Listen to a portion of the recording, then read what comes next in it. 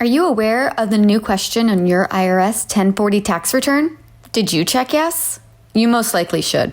Virtual currency goes way beyond your blockchain investments. Find out more from Clinton Donnelly of Donnelly Tax Law. No one ever wants to be audited, and Clinton is going to tell you some strategies to help you avoid the possibility of being audited. Something every investor should be looking into. Hello, Clinton. Thanks for coming on today. Well, it's a pleasure being here, Joe.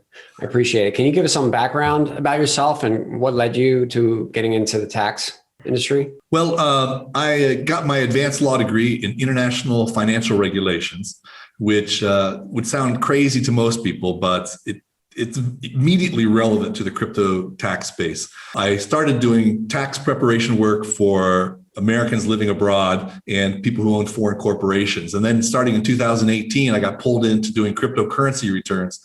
And some of my clients today are still, back from 2018, are still, enormous whale clients, and really just wrestling with the tax challenges, looking at the tax law. I'm registered with the IRS as an enrolled agent, which authorizes me to represent taxpayers before the IRS all over the world. So there's no limit to my representation authorization. It's the highest level of certification that the IRS offers. And I have clients in 62 different countries. All crypto clients, tax clients. And so it gives me a unique perspective at the tax industry and the whole world of regulation and how it comes to bear on, particularly in the crypto space. That's kind of how I got into it. I mean, my clients pulled me into it, and it's just exciting and dynamic space. And I enjoy digging into the law aspects of it, because most accountants are just there to interpret the law. But as having an advanced law degree, I really dug in to a deeper level to look at what the tax code was saying, what the court cases were saying. So it's very exciting. I find taxes are very exciting. To me, taxes are sexy. Now, I know most people are probably not familiar with what a enrolled agent is. Can you just kind of, give us kind of the details there and how that benefits the clients? All right. So if you're a CPA, you go to college 4 years, you take the CPA exam, you sit for 3 days of exam, maybe 1 hour of it is on taxes. When you're an enrolled agent, you sit through a 3-day exam just on taxes. Now, I'm not trivializing the breadth of knowledge that CPAs have, which is amazing. It's not what I have, but I'm very focused on taxes. And as having a law degree, I take it even to another level. So we can defend people in audits wherever they are in the world. I can defend them at the state level or at the federal level, and even have one client, we're defending him in a Bank Secrecy Act audit as well. So it's, I guess, basically an enrolled agent is we help people who have problems with taxes. In addition to we prepare tax returns. That's awesome. That's awesome. So it's definitely good to have you on the team, right? Yep. So what, I guess, that leads into, a lot of people are buying and selling crypto today, or they're looking to get into the game and they hear about the IRS and different taxes. What is maybe the number one thing that people need to look out from a audit side? Well, the biggest risk with the audit is that you need to, first of all, report all your income. And there's a lot of services. I know you had the guys from CoinTracker on here. Sheehan, great guy, great product. There's about a dozen products out there that all generate your capital gains report, but you need to report your income. And far too many people are focused on how do I avoid taxes? And believe me, I've had some staggering tax bills in my own personal life. Okay. So, but I will say this, rather than focusing on the 20 to 40% that the government wants to take, you should also focus on the 60 to 80% that you're keeping, and, focus on that, and getting to zero tax makes for great articles, but 15% tax is really good. So the biggest concerns that people have are in this space. This year, there's a new question on the IRS tax, on the 1040 tax return. Right after your address, how much you made at your job is, did you receive, send, sell, or have any financial interest in cryptocurrencies? This question terrifies everybody. But guess what? That's why they put it there, to scare everybody. The IRS is having real struggles of making compliance. So a big aspect of what the IRS does to increase compliance by taxpayers is to scare them. And that question is doing it. My particular feeling is that 75 to 90% of all taxpayers should check yes. If they participate in crypto in whatever manner, they should check the box. Well, everybody should check. Yes. It doesn't say cryptocurrency. It says virtual currency. We don't do this too much anymore, but airline frequent flyer miles are a form of virtual currency because they're convertible into cash. Same thing with your credit card reward points. You go down to the Safeway and use your Safeway card and you get a pan at the end of the year because you converted your points into dollars. That is virtual currency. So everybody should be checking yes. If you own a credit card, if you have virtual currencies or frequent flyer, you should check yes. This question is intended to be a fraud trap, a perjury trap. Somebody's going to be scared because for whatever reasons, maybe they didn't report correctly in previous years. And so they check no. And so then if in fact you did say yes, you've committed fraud because when you sign your tax return, it says under penalty of perjury, I have read this return and the statements and it's complete, true and accurate.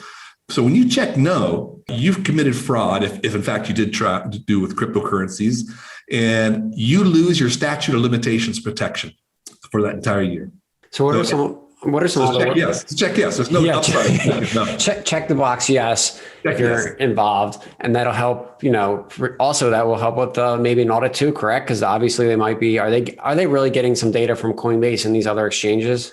Yes, the IRS is right now. I'm defending 19 taxpayers who are being audited by the IRS on their crypto reporting. They've come to me. This is a big aspect of our practice at Crypto Tax Audit, and the IRS has used a couple methods to identify taxpayers. First of all, if you submit an amended tax return, all amended returns are looked at by somebody. And if they start seeing Bitcoin, that sort of stuff, it immediately goes over to the examination department.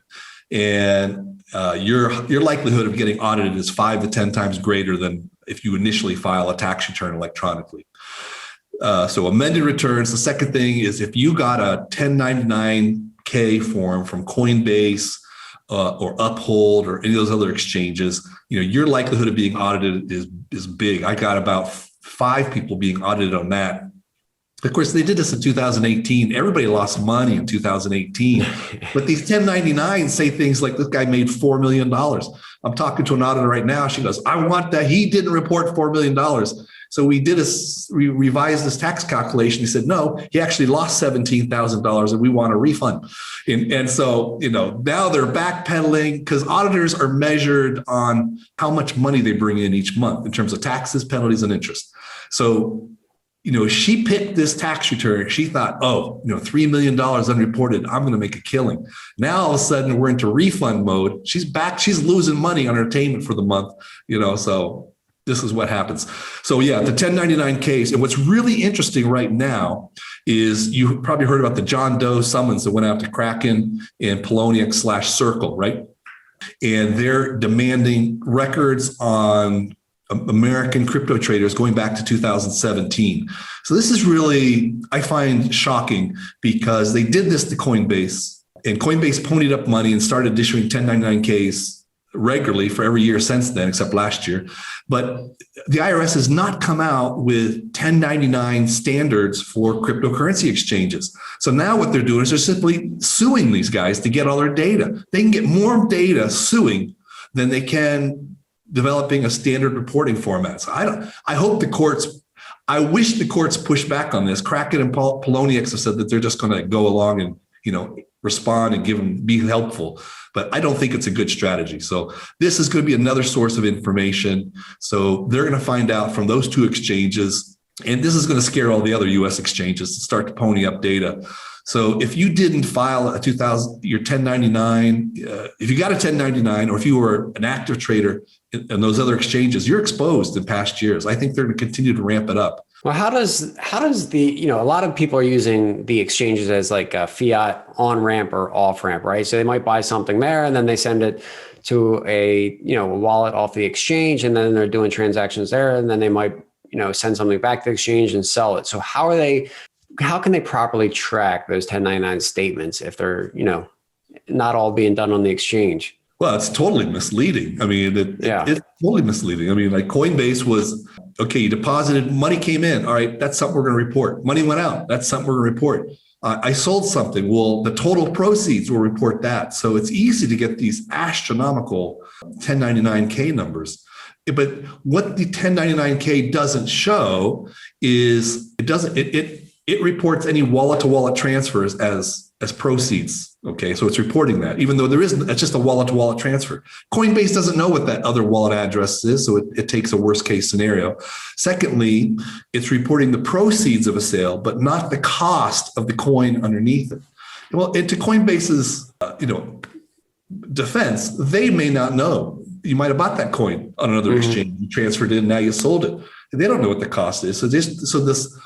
You basically get these enormous numbers. And if you're a high frequency trader, you could create staggeringly high numbers with just a little bit of money. It gets the IRS excited. And the best thing you can do is in your tax return is you want to use the software to report the fact that you did that you got a 1099K. Because the tax software, even though your tax return may not list it, it's in the software when it's electronically transmitted.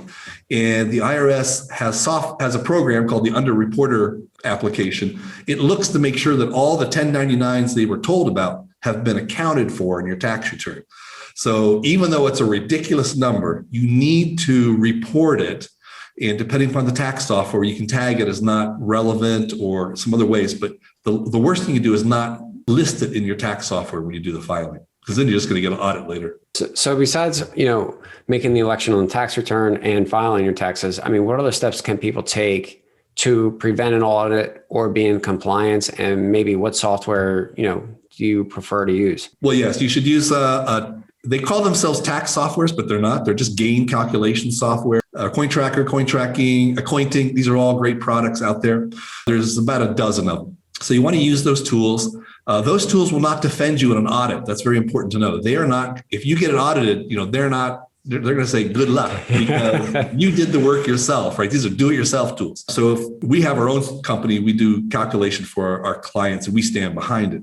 Second thing you can do is, and this is probably the most powerful thing you could do to protect yourself as a trader from an audit, is the simple fact of using a pen in a spiral notebook, all right? And every time you trade, write down the date and what you did. I moved 10 ETH over to Uniswap and bought, Chainlink. Just write it down. Don't get precise. You're not going to be, but write it down. This is called a contemporaneous log. If you write it when it happens, and the courts put tremendous value on that. Now, why is that important? Well, particularly, it tracks what happens. It explains what you did. If I moved one Bitcoin from Coinbase to KuCoin, Coinbase is not going to know that it went to KuCoin. Only your written record is going to say that, okay? So, and I can give you a horror story, that one audit that's gone bad because the guy hadn't done this. So just write everything that happened. This contemporaneous log has to be done as it happens. Don't do it on an Excel spreadsheet, because it's the fact that it has your handwriting, the ink is changing, the handwriting's changing, and that it's done real time is tremendously powerful in an audit, into court.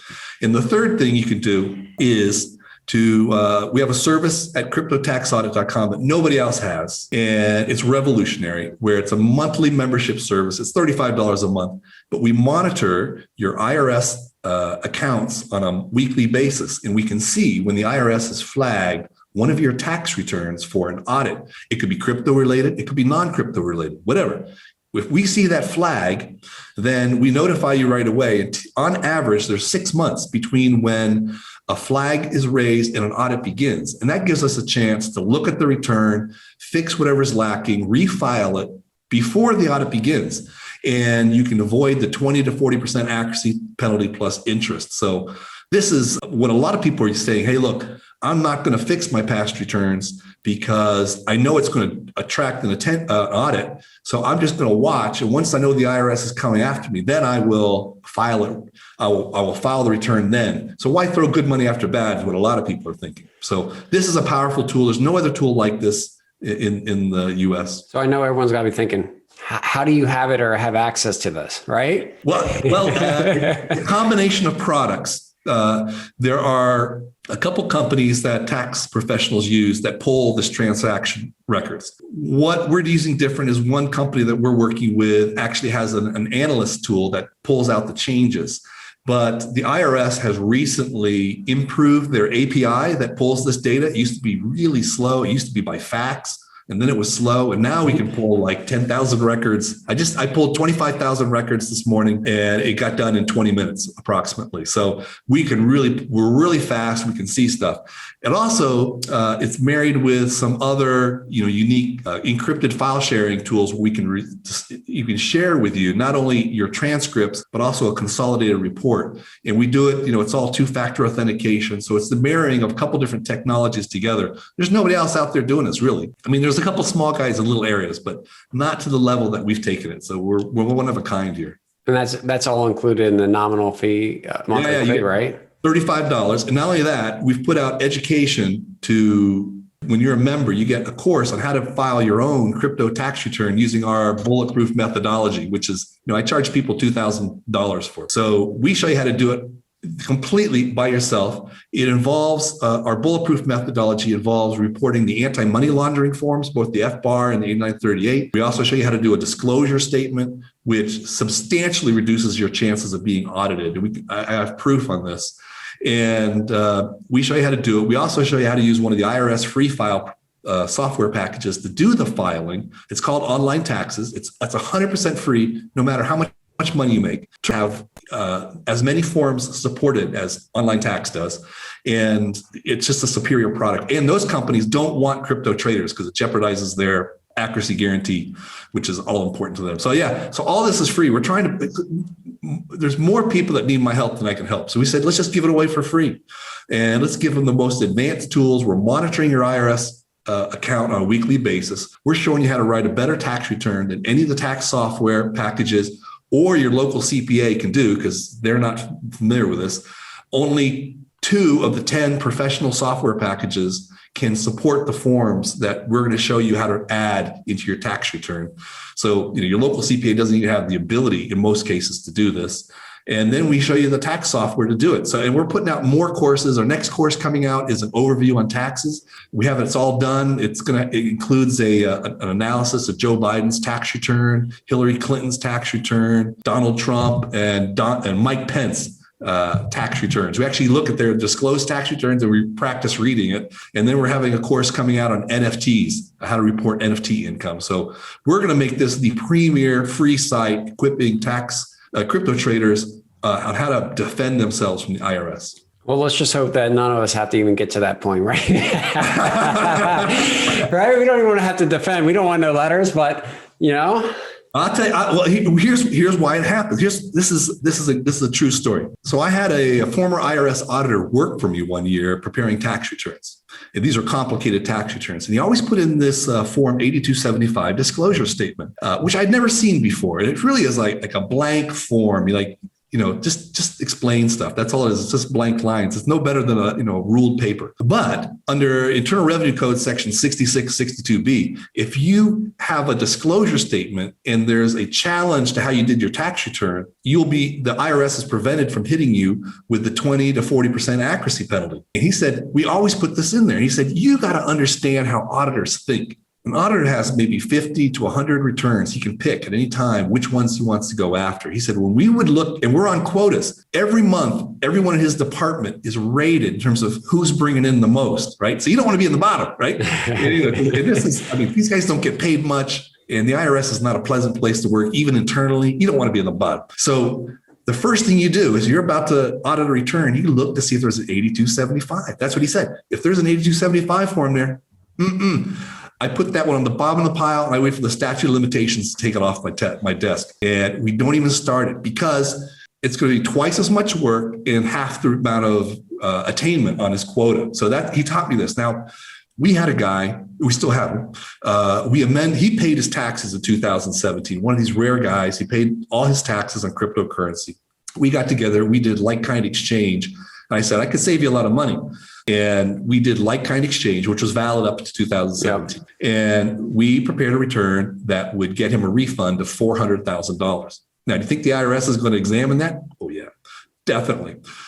There's an 8275 disclosure statement in there. It's about 4 or 5 pages long. And he filed this return in December of 2019. Of course, we had COVID in there, but on July of last year, it was flagged for an audit. Remember I said 6 months it'd be audited? Well, here it is. It's now the very end of April. I might be broadcasting this in a month or so, but we're 10 months into this. The audit hasn't begun. And if we wait basically 6 more months, he's home free. He gets the 400,000, and the auditor is not going to be bothered with this, right? So this is proof to me. If any return is going to be audited, it'll be this one, and it still hasn't happened. To me, this is proof that the 8275 works, and we've done it for about 1,000 tax returns. But this is the first one that we've ever seen flagged for an audit. So I'm convinced that what my employee told me, the auditor told me, is correct, and we teach people how to do this on the free course that we offer with the Crypto Tax Audit membership. So,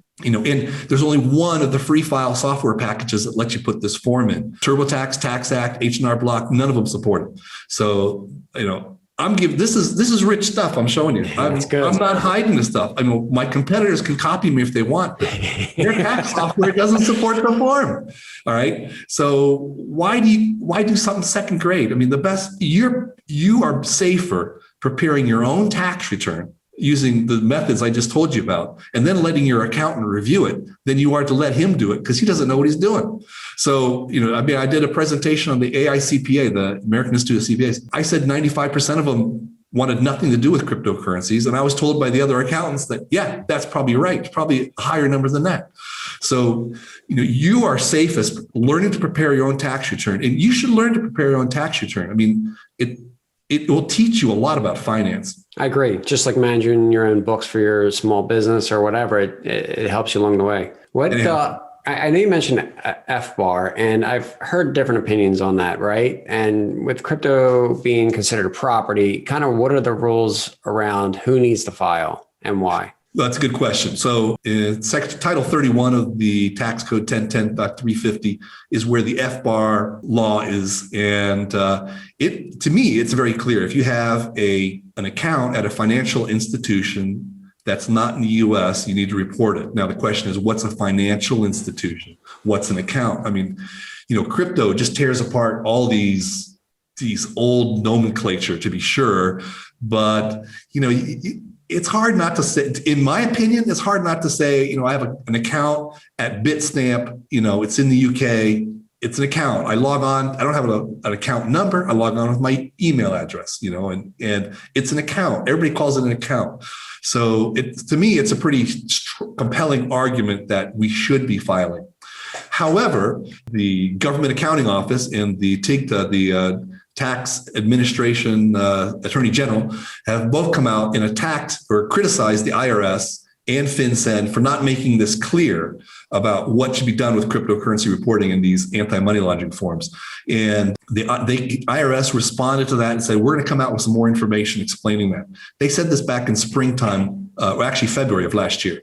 So nothing further has come out from IRS. So in my opinion, I think it's safest to report these forms. These forms are not, the IRS does not search on these forms, but when they found a taxpayer of interest, then they go look at it. They actually have to file some paperwork to go get to the FBAR data. So it's only when you're under investigation that they're going to catch you on it. So if you underreport or if you don't report, you're exposed. But if you overreport, well, you're safe. To me, this is the easiest way for the IRS to audit people, is to hit them on FBAR violations, and force it up to the courts to make a determination. Now, that being said, in, I believe, January of this year, FinCEN came out with a press release. The press release was very short. Basically, the second paragraph of the press release said that they were going to come out with guidance on how individuals should be reporting their cryptocurrencies on the FBAR form. Okay. The first paragraph said, Up until now, it has not been required to report cryptocurrencies on the FBAR form. Well, that is this is a press release from FinCEN asserting what everybody's been asking. And they're saying, oh, it wasn't good enough. So if I have a client who gets attacked, I pull that thing out, right? But my recommendation for all clients is to file the FBAR, file the 8938. Just because they haven't told you what to do doesn't mean you're excused from not obeying the law. Same way, if you're driving on a freeway, you don't see a speed limit, doesn't mean you go as fast as you want, right? So you're expected to obey the laws that you know about. Ignorance is no excuse for not obeying the law. So let's roll into maybe two of the hottest topics, and that is DeFi and NFTs. And obviously there's a big craze, and with DeFi, there can ultimately be a lot of transactions, whether short-term, long-term, ordinary, interest, whatever it may be. Let's go into DeFi first. How should people approach DeFi in their taxes currently? Ooh, this is very dangerous. The problem you have with DeFi is that when we do tax returns, we need to correlate the purchase and the sale of all transactions, and we need to have context, what was happening. When you're trading on Coinbase, you already have context. I traded this Bitcoin for that Ethereum.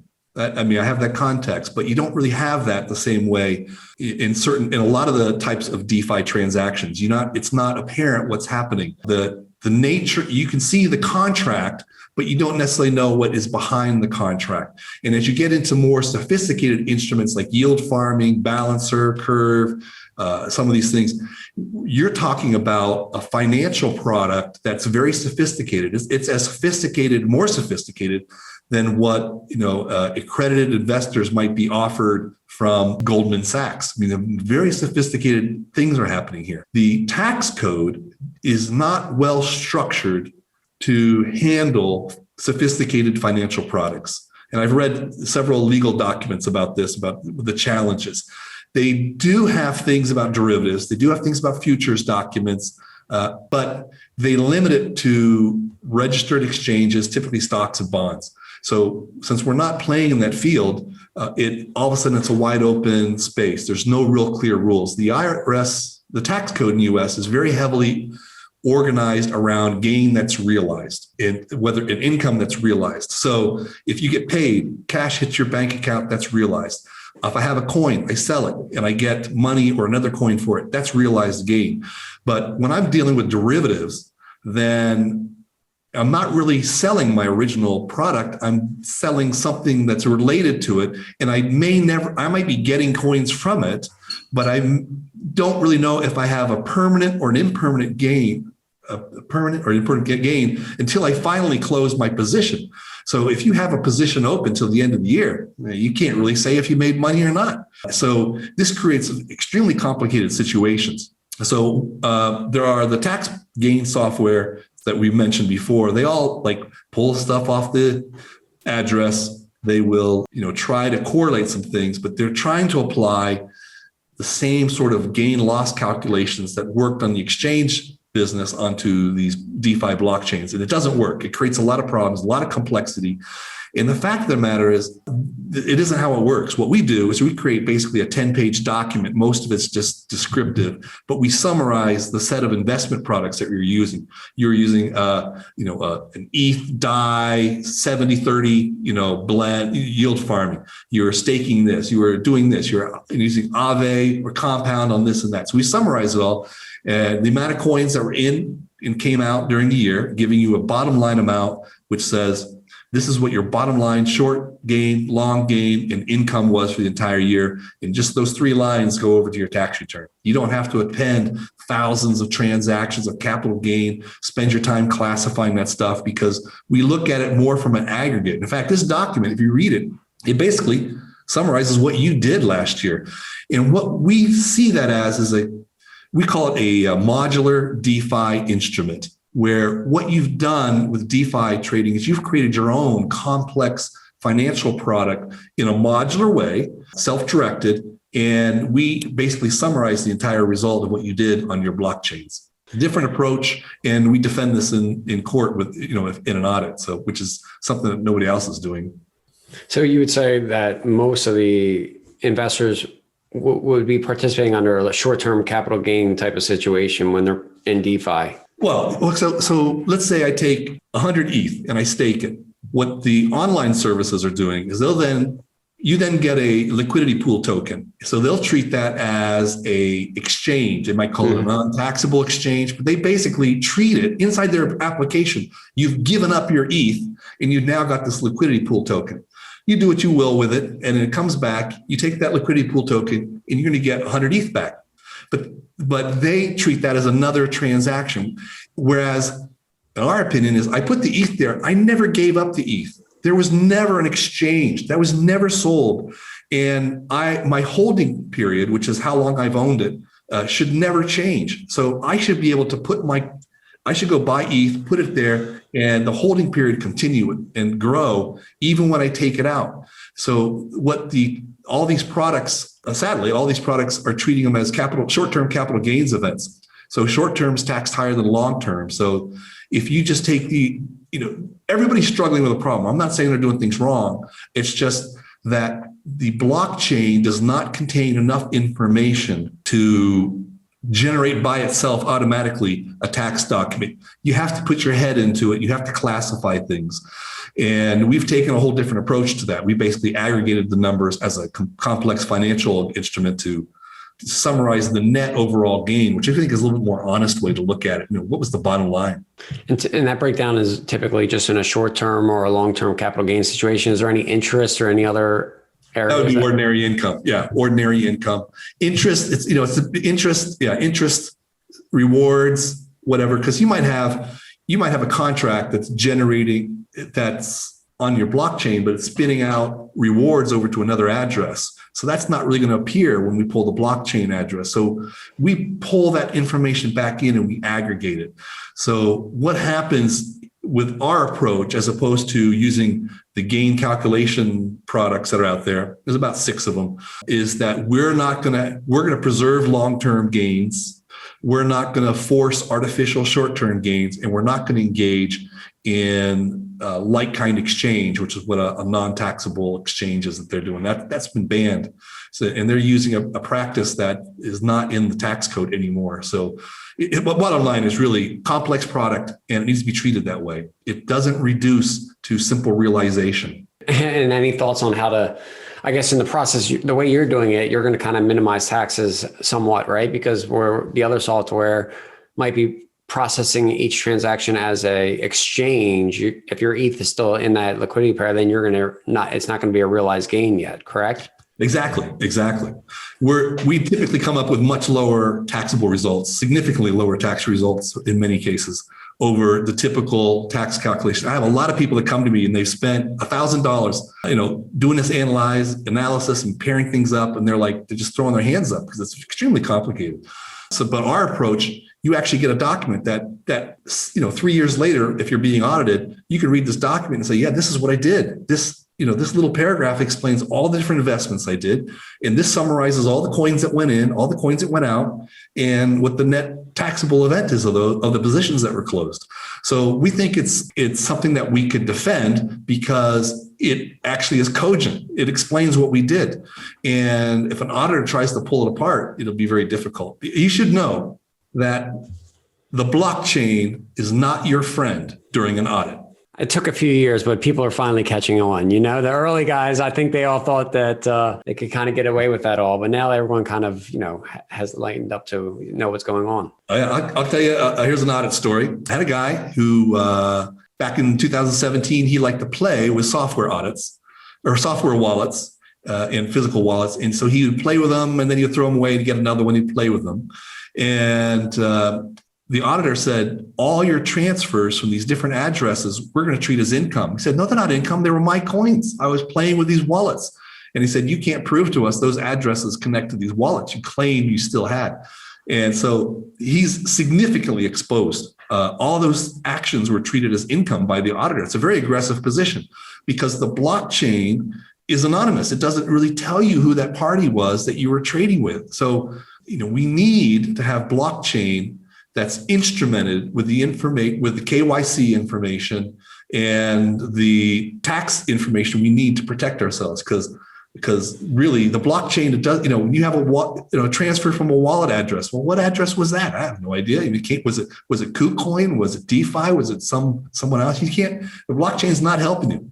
So auditors can really go to town on this if they knew what they were doing. All right. And so let's go over to the other side of NFTs, which is obviously a little different play, but, hot on the market right now.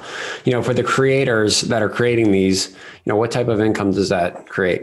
It's very complex because the tax code is complex. The first question we have is, what is it that is the underlying asset that's being represented here? Is it a piece of art? Is it a piece of music? Is it an electronic representation, or is it intangible, or is it tangible? And from a short-term basis, they're all taxed the same, which is short-term gains, if you hold up to a year, is taxed at your ordinary income tax bracket. But when we go into long-term, then it changes a little bit. So there is typically your long-term tax rate is 15%, 20% on the high end. If your NFT represents a piece of art, so the code says, a work of art, a rug, a collectible of different types, then the long-term tax rate is actually higher, 28%. Now, for wealthy people who would be trading Van Goghs and this sort of thing, 28% is a reduction, right? It actually matches up to the alternative minimum tax. But for the average taxpayer, that would be a higher rate, all right, than you would normally expect to pay. So that's an issue. Now, the question then comes down to, well, what if I'm not trading a piece of art? What if I'm trading an electronic image, a JPEG of something? It's not really a collectible. There's some wording in the collectible language in the Internal Revenue Code, Section 1H, where it talks about other physical pieces of art. So the word physical is introduced. So what about intangibles? Is that really does the 28% rate apply to it?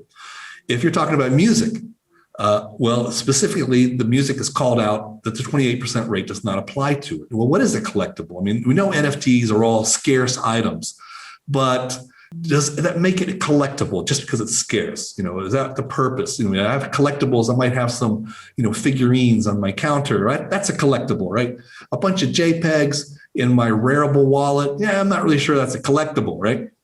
So the other issue is we start to get into what's starting to happen with special purpose companies that are being created to own JPEGs. Well, now I'm investing in a company. The company itself buys the NFT. The company never sells the NFT.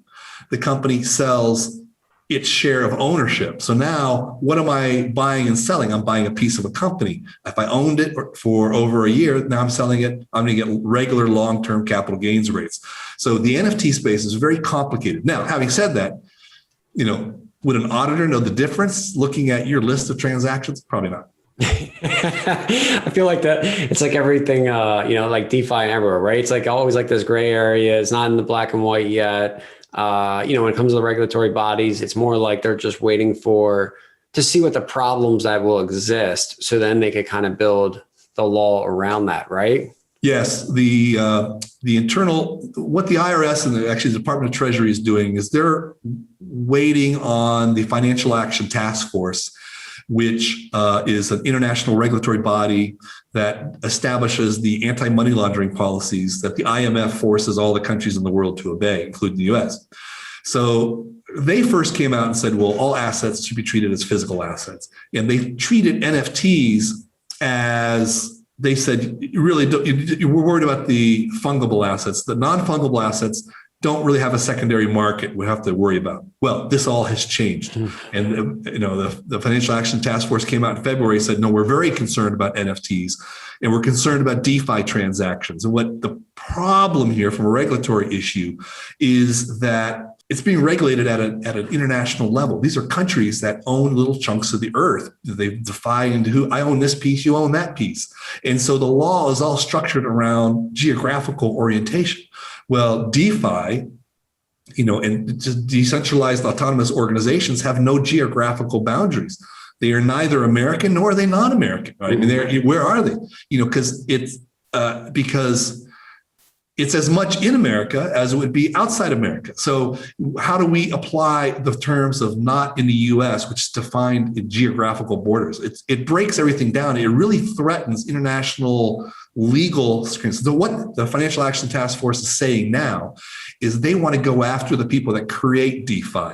They want to go after them for failure to capture know your client due diligence information. So the people who create the protocol have a legal obligation. So for example, the people who wrote Uniswap should have a legal obligation for failing to get the KYC information for all the people who use Uniswap. Well, hey, that'll never happen, right? Uniswap happens to be a U.S. company. So that they're not doing that because they're not an exchange. FinCEN never said it applied to them. The cat's out of the bag, can't pull the protocol back anymore. It's self-governing.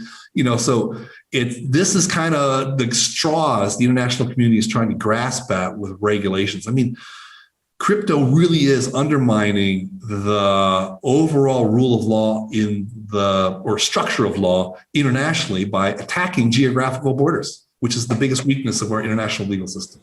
No, I agree. I mean, why don't we go with what is the number one or two things that people today can do to minimize their tax on all these different types of transactions that we're talking about? Well, that is, I get that question all the time. That's everyone wants to know. How do I minimize people it? That bought XRP all want to know. They got all their money in one coin and it's going up. Well, it breaks down into a couple categories. What's in the law, what's outside the law. Not necessarily. There's some of the outside the law is legal, some of it's not legal. Inside the law, pretty much long-term capital gains is what the government wants you to do. That really reduces your taxes significantly, 40% in most cases. The second thing, then you start to go outside of what the law prescribes. And typically this is residence-based. So, move out of a state like North Carolina that's going to tax your income, or California or New York. There's 9 states that have no tax. So if you're in a position where you can move to one of those states, at least you eliminate the state tax of your capital gains. Still the federal, but you don't have the overlay of the state. The third option there that's in the legal category is relocating to Puerto Rico. They have the Act 20 tax incentives.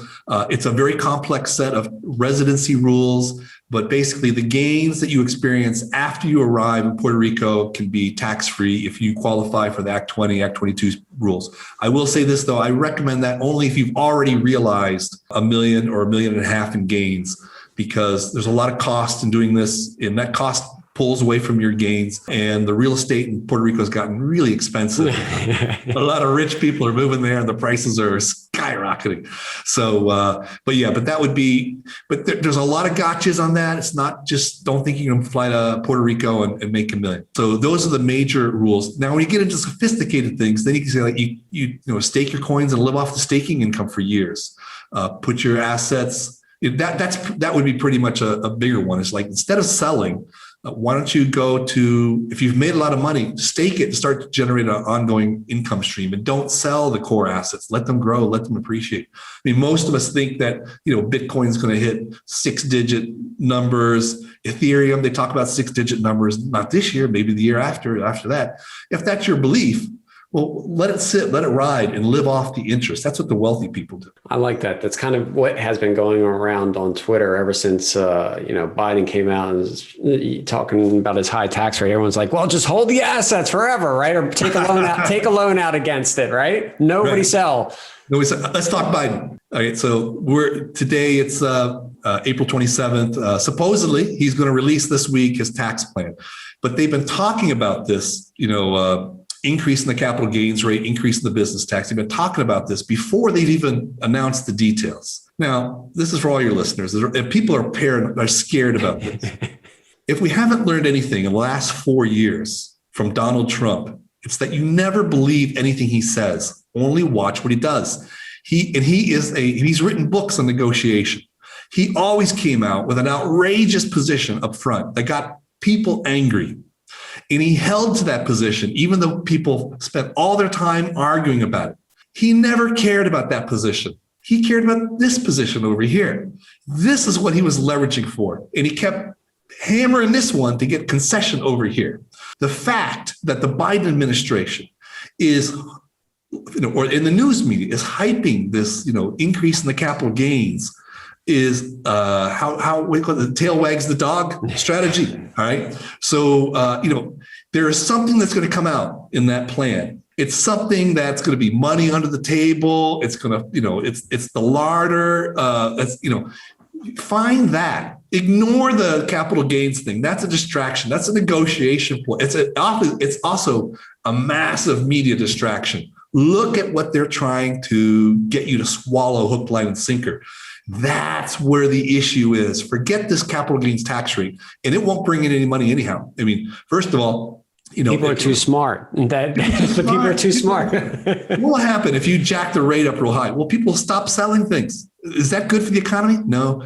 And the smart people won't be bothered by that. They'll find the loophole. They'll say, "Well, let's put my assets in the name of a trust, and then I'll sell it from a trust." The wealthy people won't be bothered by that. It's the emerging middle upper class that are going to get burned by this sort of silliness. But mind you, these sorts of bills only get passed in a year where there's no elections. That'll be this year.